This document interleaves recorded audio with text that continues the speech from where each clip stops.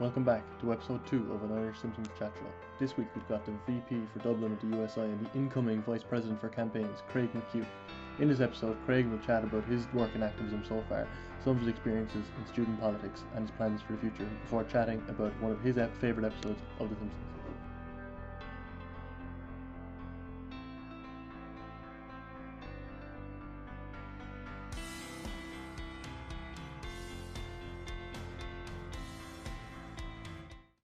Welcome back to episode 2 of an Irish Simpsons chat show. Thanks to everyone who checked out the first episode. Some fantastic engagement and I'm really blown away, to be honest. But like I said, we're back for episode 2, and this week we've got Craig McHugh, the VP for Dublin at the USI and the incoming USI Vice President for Campaigns. Craig, thanks for coming on.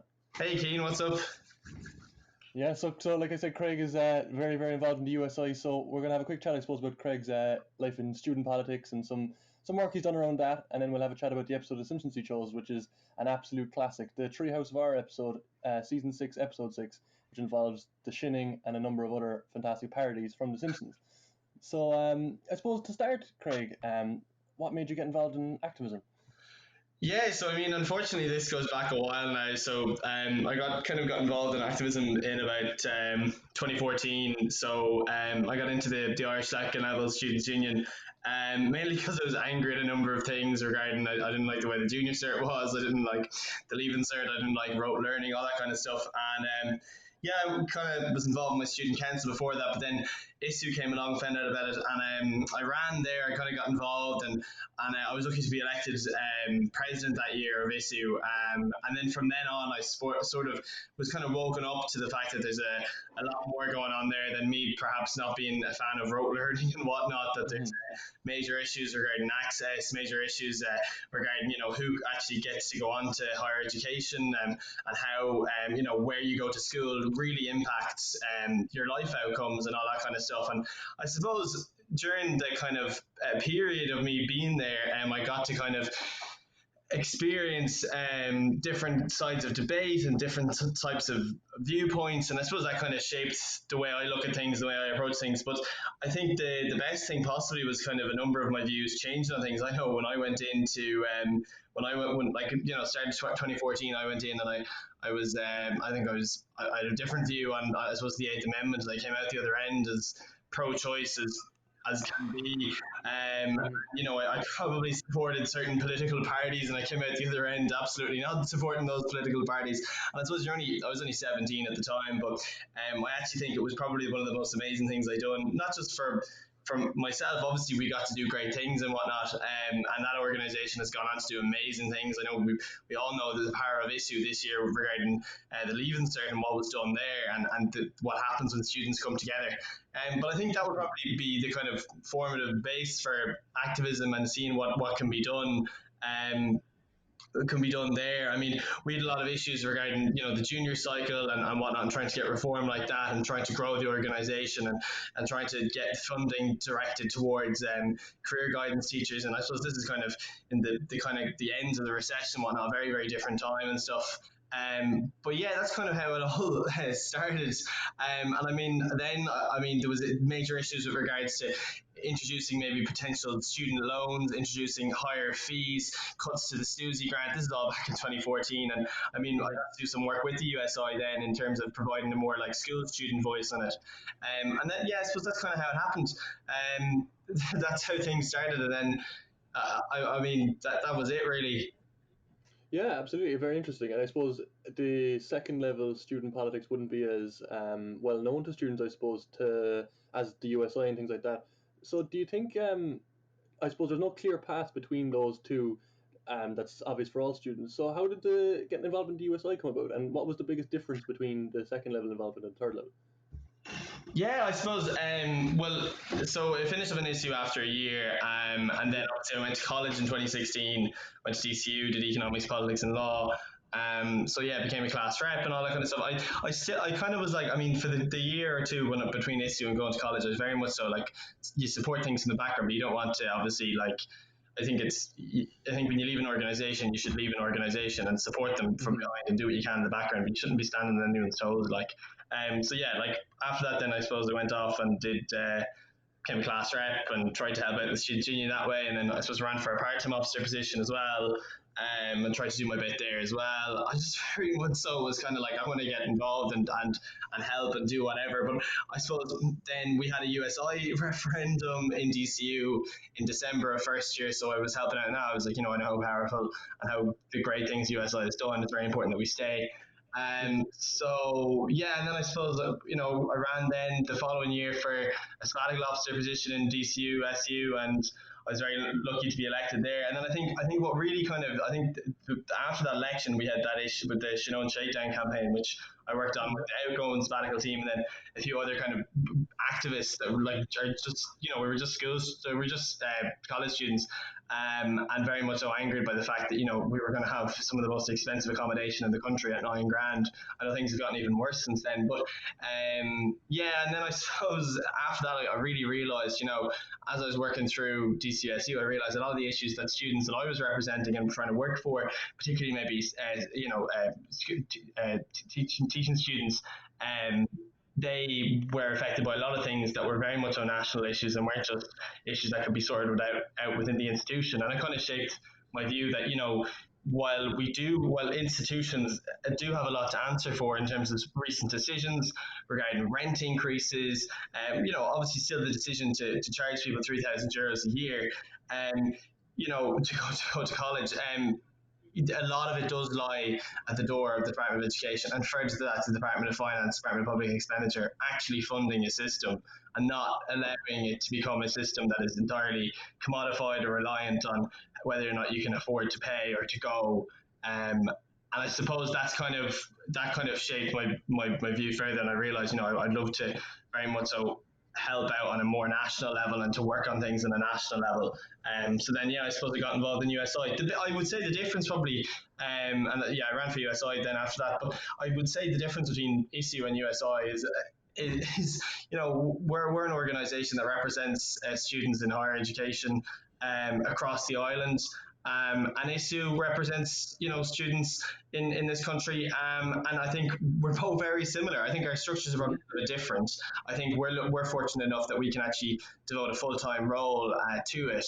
But I think, the goals are very much so the same at times. It's about trying to make the lives of students today better, and the lives of students who come after us, better, and that the access. I think it really is about access, about making sure students can have an equal education. Like it really is a rights-based kind of approach to doing things, to making sure that people's lives are fair, and demanding kind of a better future. I think there's a lot of similarities in there between the two organisations. Ultimately, in the goal of Deep Down, we'll work on different issues. A lot of time we'll come in and tie in on the same issues. Like regarding like making sure students are registered to vote and whatnot, and making sure that education is accessible and affordable and all that. So yeah, there's quite a lot in. I can't really point out differences because I think they're very alike. Yeah, absolutely. And I suppose, like you said there, the issues with accommodation and things like that, they're not seeming to be going away for students. And I can imagine that there's plenty of students probably who want to have their voices heard or at least help. And if there's students who want to get involved with USI, but is there ways of doing it without getting involved directly with their students' union that people mightn't be aware of?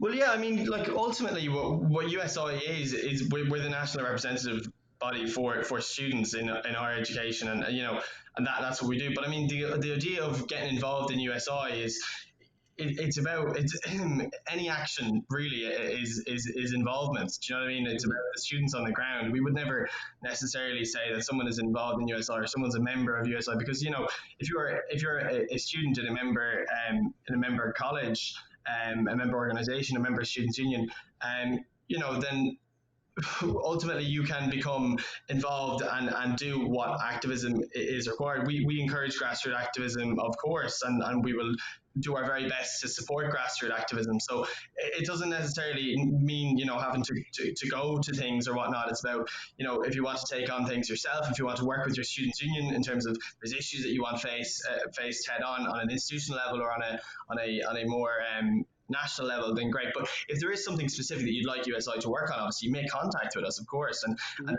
our structures work is that our policy is defined and decided by our members. So our main decision body making structure is Congress, which just passed a few weeks ago. which is where we have our elections, we decide our policy, and then I suppose below that, then we have our national council, which goes on every 6 weeks. So if there is something that students on the ground that aren't officers or aren't particularly class reps want USI to be working on, make contact with us, and we make contact with us as an executive team. We'll be happy to discuss those kind of issues, and if we can put forward proposals to our members that this is something that should be worked on, then we'll work on. So I suppose that's kind of two ways to go about it. But I mean, it shouldn't, I think it's not up to us to maybe control, the way protests or whatnot should take off or do like that. I think it's really important that we encourage and support grassroots activism. I think we've seen incredible feats of grassroots activism in the past few years, particularly maybe on accommodation. Like we saw that across the country, students' unions and then, student activists coming out and, really, sticking it and saying, this isn't good enough, this isn't acceptable. That's the student movement. Do you know what I mean? This is more so of an organisation we're here to support and to strengthen and to represent the student movement than necessarily, just tell people what to do. If you understand where I'm coming from on that, just because I think sometimes there's a kind of it can be kind of off-putting at times. I really can empathise with that kind of thing about students be like, oh, I'm not involved now, and it's second year or third year or whatever. I mean, activism, it can be anything. It can be signing a petition. It can be asking your friends to come to a protest. It can be coming to a protest. You don't have to be up on the stage, or you don't have to be holding a banner at the front of a demo to really be at the forefront. Everyone is as important as anyone, really, in these movements, because I mean, without trying to be too cliche about it, but there's strength in numbers. Do you know what I mean? And we need those numbers to really make difference and to really make seismic changes in our society. Yeah, I think that's a really fantastic attitude to have as a union, and trying to involve, because like you say, I think a lot of people do get involved, but it's a nice message to put out for people who, are passionate about something but want to get involved a bit more. And I suppose if you have one in mind, there's no hassle if not. But is there any particular moment that sticks out in your mind across your work in activism so far that you would say is your proudest moment? Yeah. Yeah, I mean, I wouldn't necessarily know if there's any kind of primos. I think one of the best experiences I've had within the student movement would probably be going back to the kind of rent protests that we've done, and that kind of delivered change. I think one of the we did our sleep outside Shinoan in Dublin North and beside DCU. We did a number of demonstrations, and then I suppose one of the funny moments I would probably recall would probably be outside the Dáil about this time 2 years ago, and we were doing a demonstration out there, and a number of politicians came out to support us, a number of housing spokespeople came out to support us, and they spoke at our demonstration. And then ultimately then we had the Minister for Higher Education come out as well, and she spoke on a megaphone as well, and told us that she told us two things. She said that they were going to legislate they were looking into legislating for rent caps, and that loan schemes were off the table, and that was ultimately probably one of the most shocking kind of things. I didn't really expect that we'd hear that loan schemes were off the table from the minister holding a megaphone and centimeters away from me. And I remember that it wasn't really a proud moment. It was kind of an entertaining moment, to be honest, because obviously we were getting some level of good news. Obviously, loan schemes should have never been on the table. And we'll obviously make sure that they're never put back on. But I mean, it was quite an interesting way to find that out, because you normally find these things out in at a press conference, or or a statement, or some kind of strategy, which we would love from the government to tell us how they're going to fund higher education. We've been quite missing that now for the last few years, which is not good enough. So yeah, I mean, I'm not going to say that's a proud moment or something like that, but I will say that was probably the most entertaining, to be honest. Yeah, fantastic. Just as interesting, I suppose, to hear something like that. It's great to hear that kind of grassroots, like you say, and the fact that there is a voice there for students. And I suppose just for our last question before we take a small break, do you think that you're going to stay involved in activism beyond student politics, or are you very much just focused on the USI for the year ahead? No, I think I'm sucked in, to be honest, in terms of this is ultimately what I live and breathe to some extent. I mean, I'm very much so angered by, I suppose, our systems and whatnot, and how we go about things. Education, access to education remains, and like it's very much the forefront. I think education is so important that it frames our society and decides what kind of society we can be. And we have been lucky. I'm not very much so like a pessimist. I wouldn't be someone that would say that we live in the worst country in the world. I think we live in a really good country. I think we live in a country that does really good things. And there's been quite a lot of negative press about that. I mean, some people would say, this country's a joke. I don't think that. I think this is a good country with a lot of issues like and whatnot. But I do think there's a lot of good, and a lot of good been done in the last 25 to 30 years. Like if you look at how this country has changed, it's incredible. But at the same time, that change, just because we've changed so much, doesn't mean that that's where we should stop, and that ultimately we should be thankful, and that's the only thing we can possibly do. And anyone that bemoans or begrudges the issues that our society faces isn't grateful for the changes that we've had in our society. I think like the fact that we have one of the worst housing crises in Europe, we have the highest seas in the European Union. We have some really shocking statistics when it comes to inequalities and whatnot, and our health system. We still have a two-tier health system, and a health system that ultimately puts profit over patients. So those are things that I very much so care about quite a lot. I studied economics in college as well. I still have to finish 1 year of that, and that's somewhere that I kind of have a lot of passion as well, in terms of how we can not necessarily have it like revolutionize our system, but have many revolutions in our systems that can really change things and really make people's lives better.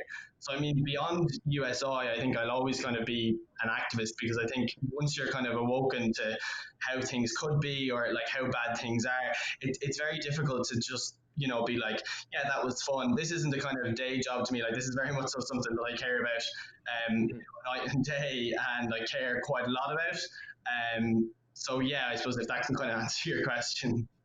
Yeah, no, that's absolutely fantastic. And yeah, so that's the first half done. So thanks a million, Craig, for those answers. We'll be back after a short break to talk about the episode of The Simpsons you chose. And like I said earlier, it's season 6, episode 6, the Treehouse of Horror episode involving the shinning. Call Mr. Plow. That's my name. That name again is Mr. Welcome back. That was we actually managed to get our first little advertisement in that break.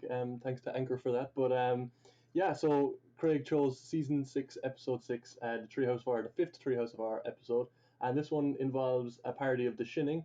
Homer trying to repair a toaster and him going back in time, and the school staff starting to eat the students. So, Craig, is there a reason you picked this episode? Yeah, I picked it because I just thought it was it's gas. I remember seeing this episode quite a long time ago, because I know a lot of us would have watched I think it's so funny the way The Simpsons and how we watch The Simpsons has changed. I mean, we used to all watch it probably at 6 o'clock on RT2. And then, for those of us lucky to have Sky, then maybe you probably got to see it a few more times, but it was 6 o'clock. And I mean, I remember seeing this one quite a while ago, and just thought it was gas. I kind of thought it was a bit scary though as well, because there's obviously the Shining part in it. And I mean, now that I'm older, I can obviously, see and look at it and be like, okay, that was kind of hilarious, the elements to it. But I kind of picked this one as well because it's quite overlooked. I think everyone kind of references the Shining episode, but there's also the 2 other episodes. So there's I think it's like Nightmare Cafeteria, and then there's another episode where Homer goes back in time, and forward in time and whatnot, and changes different dimensions. And I just thought it was kind of cool and creative. There's some really cool. I mean, like the recurring theme is obviously Willie gets stabbed in the back in all 3 kind of mini episodes. So like, I mean, Willie's constantly there to try and save the day. And I think, I mean, without trying to sound like a Leaving Cert English teacher, but I think the kind of recurring like bit about Willie constantly coming back is kind of like, geez, we don't really know much about Willie, and I think the writers are trying to paint him out to be some kind of hero, because I know in the past, in other episodes, perhaps he appears as quite the opposite. So yeah, I just thought I think it is a really funny episode. It brings back some kind of memories in that. I mean, I know you want me to just pick one episode, but I mean that one there cooped with the one with Ned Flanders' house getting blown down by I think it's like Hurricane Ned or whatever. Those two just really stick out with me because I mean you can see the houses change and stuff. I mean, like I think at one stage like Bart Simpson's head becomes the house. You know, it's just bizarre. It's a really bizarre episode that uses. I just thought it was hilarious, to be quite honest. Yeah, it's a fantastic episode for sure. Like when you mentioned there about when you were scared as a kid, I can 100% remember. Right at the end when the Bart wakes up, there's that mini segment where the gas comes in and turns him inside out, and I have a really really vivid memory of a child that absolutely terrifying me. But you know those things that scared you as a kid, and you were so scared you didn't tell your parents because you didn't want to be not allowed to watch it anymore. I remember like deep down inside me that really like the blood spattering everywhere. That really freaked me out. But no, like you said, it's a fantastic episode. Like I 100% agree. I think the shining or the shinning bit gets a lot of credit, and the other two deserve just as much. Some of the visual gags, like you said there again, with the houses changing. I was reading a bit of the trivia about the episode, and each of those houses that it changes to is a reference. I think at one point it's the Flintstones house, and there are so many other TV shows referenced. And then when it gets to the final bit, and I think it's probably one of my favorite bits of The Simpsons ever, when Mrs. Crabapple has the book that says how to cook Millhouse, something like that. It's just absolutely fantastic and just so brave, I suppose. Yeah, it really is because I mean I know they're all sitting in the classroom, and I mean maybe just for the listeners as well. Obviously, in that episode, I think there's an issue with the with the food and stuff, and they're like, this food's rotten. So then they decide to start cooking the kids, and you know it's just so funny. I think Miss Krabappel's in the staff room, and she's like, you know, I hardly like went and like, you know, killed, I think it was Ralph or whatever. I hardly went and killed Martin or whatever, and put him into into a burger. Like, do you know what I mean? I just thought and then everyone's like, I know you didn't, and then she's like, I did, and I just thought it was hilarious. I just think. I really do. I know people always say the first 10 seasons are the kind of best, and after that they don't do they don't do as good. But I think it really is peak Simpsons. And then I mean, on the episode with where Ned is in Time and Punishment, where Ned is very much so like this kind of anti-Ned. He's a dictator in some bizarre alternate universe, and he is able to change the structure of the floor in the Simpsons kitchen and form some bizarre mobile phone to talk to them, whatever, and is like, hey, you should worship me, and they're all there like saying howdly doodly and whatever. I really just it really just an alternate dimension. It is ultimately a nightmare scenario for Homer. And I mean, you've also then Homer comes in and he finds this as he's traveling through time. He travels through time and he finds this this alternate dimension where he's living in an absolute, you know, gorgeous house and big kitchen and looks really nice, and they you know, the Simpsons very much so look like they've moved into the bourgeoisie or whatever, and then he finds out there's no donuts and they don't know what donuts is, and then as he leaves, I thought it's so funny, Marge looks outside and she's like, oh no, it's raining again, but it's raining donuts, and I just thought it was so brilliant. I think as like when you're younger, like you can't not laugh at that. It's hilarious, and you still laugh at it today, obviously, because I think the show is very much so universal in terms of its appeal.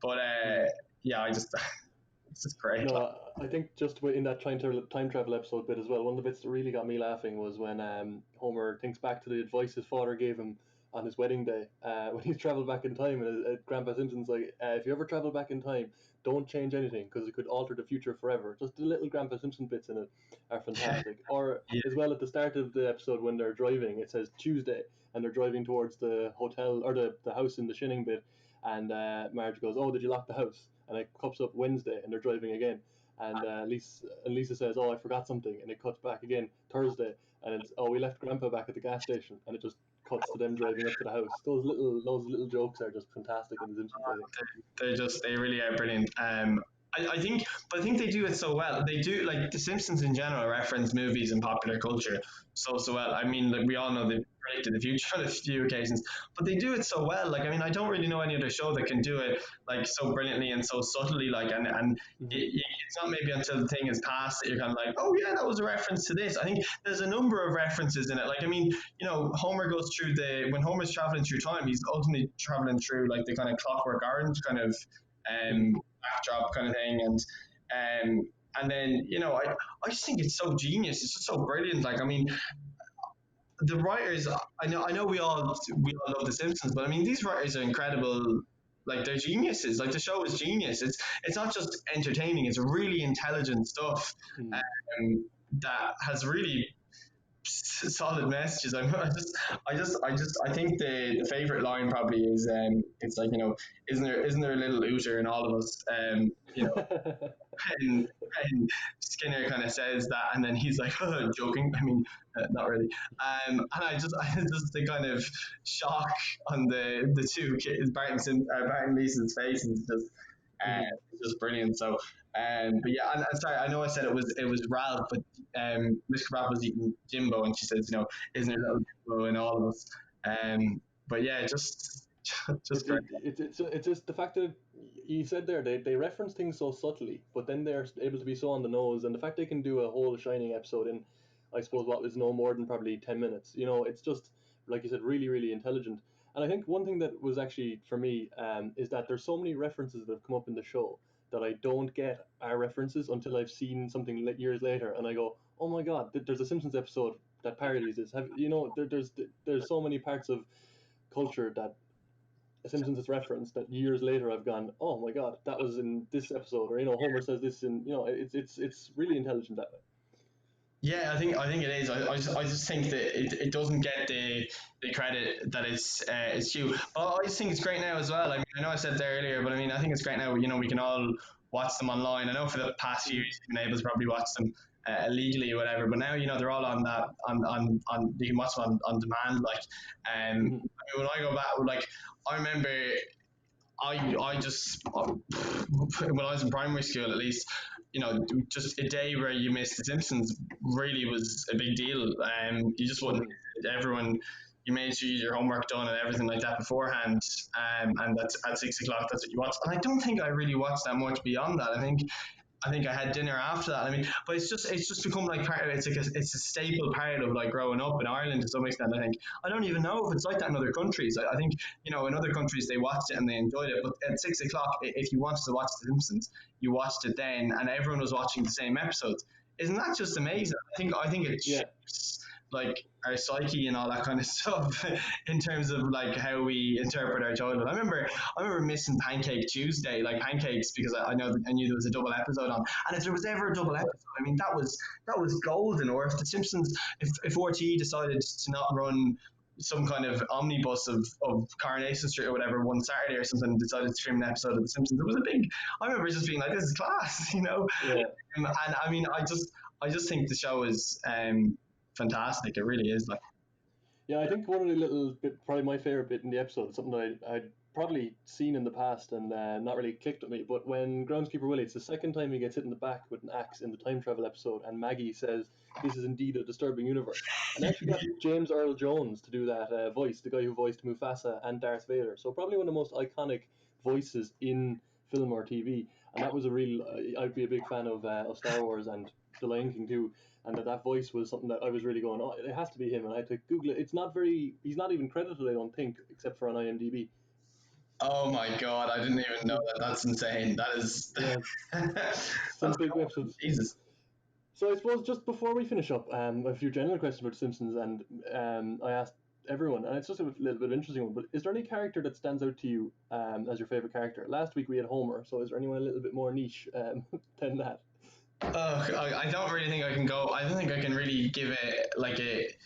So I like a niche character. I've always been a big fan of like Bart. I don't think we're very alike though, to be honest.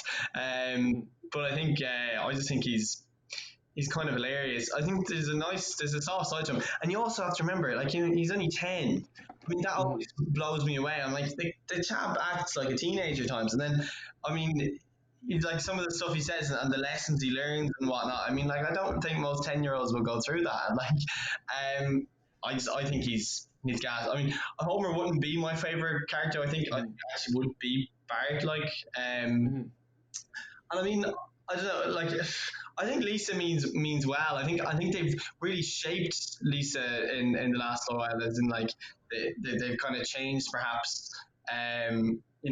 What she is, because I think there's some really great elements to Lisa, but Bart has always kind of stood out for me as kind of my favorite. Yeah, absolutely. I think one of the things with Bart that kind of I rewatched a lot of it. When you mentioned earlier that the first 10 seasons, I rewatched the first 9 just before the exam time, so maybe March. And one of the things that really stuck out is there's those episodes where Bart is, like I said, acting like a teenager, doing his kind of devilment, I suppose is what my mother would say. But there's the episodes then as well where he, actually learns a lesson. There's a few episodes where he gets a girlfriend, and Jessica Lovejoy is one. There's a girl who moves to the town, and they're actually really not corny, and there's good lessons in them, and kind of self-identity and things like that. And I think you're right in that his development as a character, it's actually, I suppose, from the surface level, an Irish parent especially, might look at it and go, "Oh, I don't want my child looking up to Bart Simpson because he'll, go graffitiing." But there's actually a lot to be learned from some of the, I don't want to be too fancy, but some of the character study that goes into Bart in certain episodes. Yeah. Yeah, I think they've done like the writers there, they're geniuses. But I don't think he's a bad guy. I actually don't think. I think he's like a bit of a renegade at times. I actually think the way it's one thing that kind of, I think they got wrong or tried to pantomime to some extent is older Bart. I think Bart wouldn't have turned out perhaps like that. I know they kind of like, if you keep going on and living like this, you'll end up, he's got the big beer belly, and he's like, he's smoking a load of cigarettes and he's on drugs and all this kind of stuff, and if you keep skateboarding and keep graffitiing the place and keep causing trouble in school, that this is what's going to happen. I think the character development that you see in the other episodes would probably prove that deep down his soul is very much so like he's a good lad. Like, I don't think he's I think I do kind of empathize with him a lot of the time, and like you're saying as well, those kind of love episodes as well, where he gets a girlfriend, and you can really see another side to him, and there's also that kind of sensitive side. I think it is when he's in the Sunday school, and he gets kicked out and he tries to go back into it, like, impress that girl, and she's just not having any of it, and he's there on his bedroom floor, with his head in his hands, like, oh my god, what am I going to do? How is she ever going to love me? I just think he's great. Yeah, absolutely. I think it's a good character if you watch for a long time. I think another one that stands out is probably the episode where he steals the video game from the shop, and that one. Those sort of episodes are all very good. Where on the surface, like I said, an Irish mammy might go, "Oh, I don't want my son to be, thinking this is right," but there's always a good lesson to be learned at the end of it. Yeah, there really is. I think that's always been done kind of on purpose. Like, they're not bad. I think I know that the one kind of critique I'd have maybe sometimes of The Simpsons, though, is that I think there's been some kind of there was one or two or a few occasions where they tried to explicitly make innuendos that almost just made it uncomfortable. I think there is one or two, but I think most of the time the kind of mature references they make are so genius and so brilliant. I think that's when it's done best, because that means everyone can really watch it and not feel uncomfortable about it.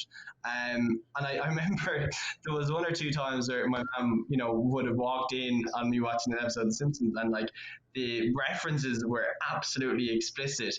I remember just being like, it's not normally like this. I thought it was a kids' TV program, but it's not. It's not a kids' TV program, but it's also not an adult program. So very much so, it's a universal show that appeals to people and teaches people lessons without even, learning those lessons. And it's done, probably shaped, I would say, Gen Z and millennial Ireland quite a lot without us even knowing about it. Yeah, 100%. I think that's a really fantastic way to kind of wrap it up. I think it is, like you said, a cultural touchstone for Irish people.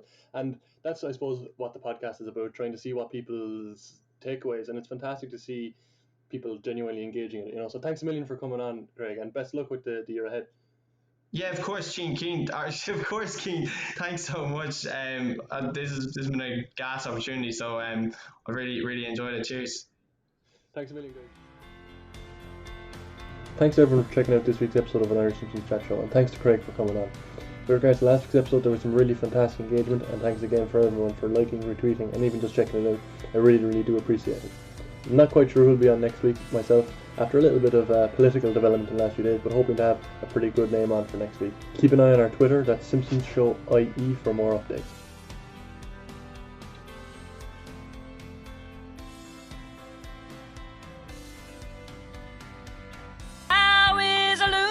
I think he is a boozer. So you better make that call to the Plow King. Oh, could you, Barney?